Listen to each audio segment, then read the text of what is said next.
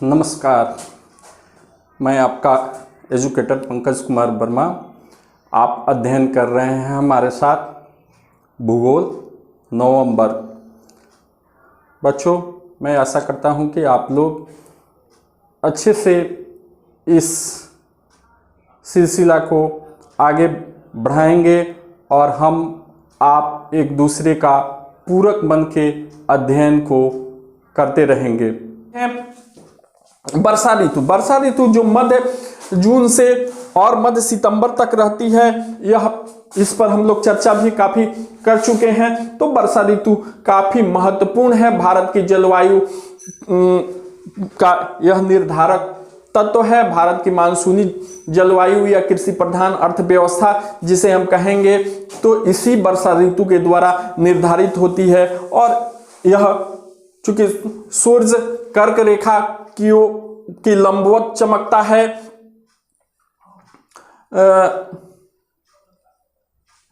मार्च से जून तक, तो वैसे यहाँ पे निम्न दाब क्षेत्र उत्पन्न हो जाता है।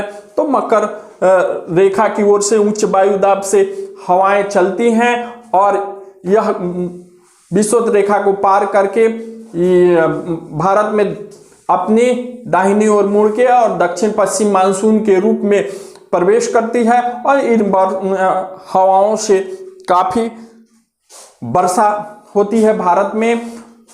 जब यह पहुंचती है केरल तट पे 1 जून को, तो उससे काफी, चूंकि अचानक मौसम परिवर्तन होता है, मौसम में परिवर्तन के कारण बादल घिरने लगते हैं और गर्जन तर्जन के साथ पहली बारिश जो होती है वह मानसून बर्स्ट के नाम से जानते हैं, जो केरल तट पे उत्पन्न होती है और सामान्यतः अन्य क्षेत्रों में धीरे धीरे अग्रसर होती है। चूंकि तापमान जो अधिक बढ़ जाता है तो लोग वृक्षों के नीचे छांव में जाके बैठते हैं और इस तरह हम देखते हैं कि गर्मी से जो त्रस्त रहते हैं, तो वर्षा ऋतु में गर्जन तर्जन के साथ बारिश, अचानक मौसम में परिवर्तन होता है और बारिश होने लगती है।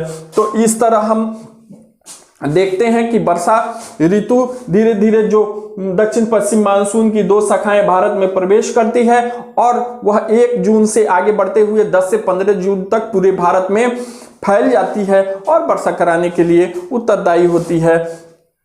पुनः अब इसका चौथा जो है, जिसे लौटती हुई मानसून के नाम से जानते हैं, यह लौटती हुई मानसून ऋतु जो मध्य सितंबर से लेकर मध्य नवंबर तक रहती है, यह लौटती हुई मानसून होती है। क्योंकि धीरे धीरे सूर्य अब क्या होता है, दक्षिणायन होने लगता है, तो हमारे यहाँ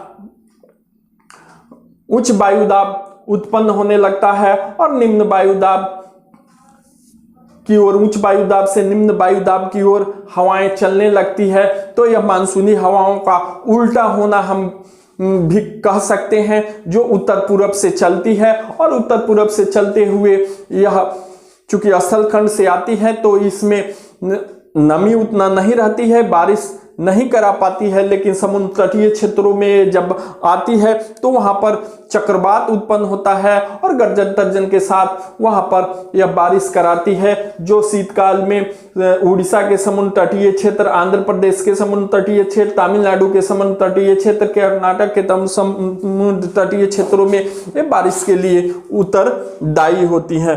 तो इस तरह हम लोगों ने यह देखा और अंतिम मानसून का मानव जीवन पर क्या प्रभाव पड़ता है, इसको हम देखेंगे कि भारतीय जलवायु मानसून का एक पर्याय बन गया है और दक्षिण पश्चिम मानसून का भारतीय किसान बेसब्री से इंतजार करते हैं कि वह उनके लिए एक जीवन रेखा के रूप में दक्षिण पश्चिम मानसून है और इससे भारत की कृषि निर्धारित होती है। कभी यह मानसून समय पर आता है तो बारिश कराता है, किसानों के लिए खुशी लाता है जब औसत वर्षा होती है। कभी कभी अत्यधिक वर्षा होने के कारण बाढ़ की समस्या, अपर्दन की समस्या, किसानों के लिए जो फसल लगाए होते हैं उनके लिए समस्या उत्पन्न हो जाती है। तो कभी लेट से आता है ये मानसून, तो किसानों को काफ़ी समस्या का सामना करना पड़ता है। हमारे किसान गरीब हैं और मानसून का इंतजार करते हैं। जब मानसून समय पर नहीं आता है तो लगाया गया फसल उनका नष्ट हो जाता है और कृषि कार्य उनका अच्छे ढंग से नहीं हो पाता है। तो इस तरह हम देखते हैं कि मानसून एक तरह से किसानों के लिए वरदान है तो दूसरी तरह से अभिशाप भी है। क्यों ऐसा है कि जब बाढ़ आती है तो मानव जीवन के लिए विभीषिका लाती है, अपरदन होता है और उससे भूस्खलन होता है, जिससे नदियों के किनारे के मकान, रोड ये सब धंस जाते हैं और मानव जीवन इससे प्रभावित होता है। कभी कभी यह समय से नहीं आती है तो सूखा लाती है, जो मानव त्रासदी का एक सबब बन जाता है। तो इस तरह हम लोगों ने जलवायु का अध्ययन किया, जो अलग अलग खंडों में बांटकर हम लोगों ने देखा। आज हम लोग ने भारतीय मानसून का स्वभाव, उसके बाद वर्षा के प्रकार, फिर भारत में ऋतुएं कितने प्रकार के होती है उनका अध्ययन किया और भौगोलिक दृष्टि से जो ऋतुएं होती हैं उनका अध्ययन किया। मानसून का मानव जीवन पर क्या प्रभाव पड़ता है इसका अध्ययन किया। इन सारे चीज़ों के अध्ययन के फलस्वरूप हम इस चैप्टर को अब समाप्त करते हैं। धन्यवाद, मिलते हैं अगले वीडियो में।